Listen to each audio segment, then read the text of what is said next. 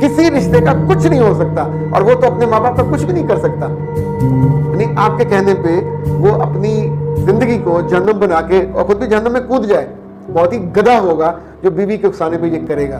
तो जब आप बाज नहीं आओगे तो फिर आमतौर पे उठ के वो थप्पड़ मारेगा। कुछ औरतों को इसलिए भी थप्पड़ पड़े जिन्होंने मुझे खुद बताया कि उन्होंने मियाँ रात को देर से आया और बीवी अपने बच्चे को सुला रही, और पहला बच्चा हो दूसरा बच्चा हो तो बच्चे के ज़ाहिर है सोने के टाइम बदलते रहते हैं, तो औरतें इस मामले में कॉन्शियस हो जाती हैं। तो मियाँ ने आते ही कहा बच्चा पकड़ाओ, और बीवी कहे नहीं अभी सोया है। भाई तू उसकी मामी लगती है, वो उसका बाप है, उसको उसकी मोहब्बत अभी आई है, ऊँच उठाओ उठा के पकड़ा दो।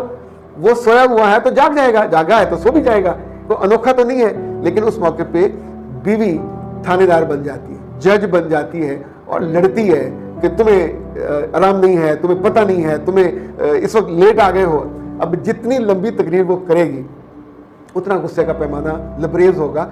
उसको पड़ी पड़ी भी थप्पड़ पड़ सकता है, उठ के बैठी है तो भी थप्पड़ पड़ सकता है, क्योंकि not you are insulting him, you are denying him, जो आपको नहीं करना चाहिए। उस मौके को गुजर जाने दें, उस बच्चे को पकड़ा दें, रोएगा दूध पिलाइए, दोबारा सुला दीजिए।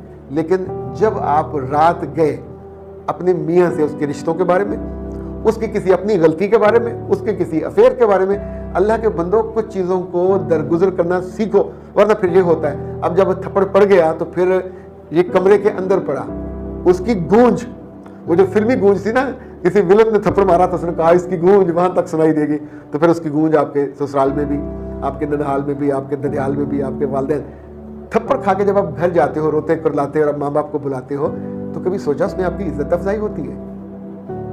बेइज्जती है, डिसरिस्पेक्ट आप हो रहे हैं। आपने वो बात जो उस कमरे में हुई थी उसे पी सकते थे, मियाँ से अगले दिन सुबह सॉरी करवा सकते थे, आप उसे मोहब्बत से उसके सीने पे सर रख के लेट के उससे सॉरी करवा सकते थे।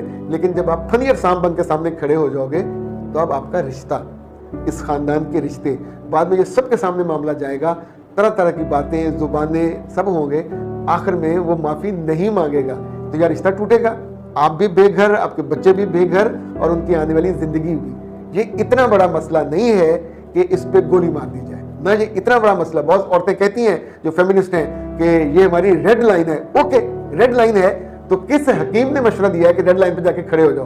तो बाबा रेड इशारे पे येलो आता है, ग्रीन आता है, रेड आता है, तो वहां लाइन से पीछे खड़े हो ताकि आपका चलान भी ना हो और ये नौबत भी ना आए।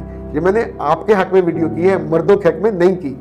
ये कोई जस्टिफिकेशन नहीं है, लेकिन बचने का रास्ता है कि आप अपने बच्चों की बर्बादी,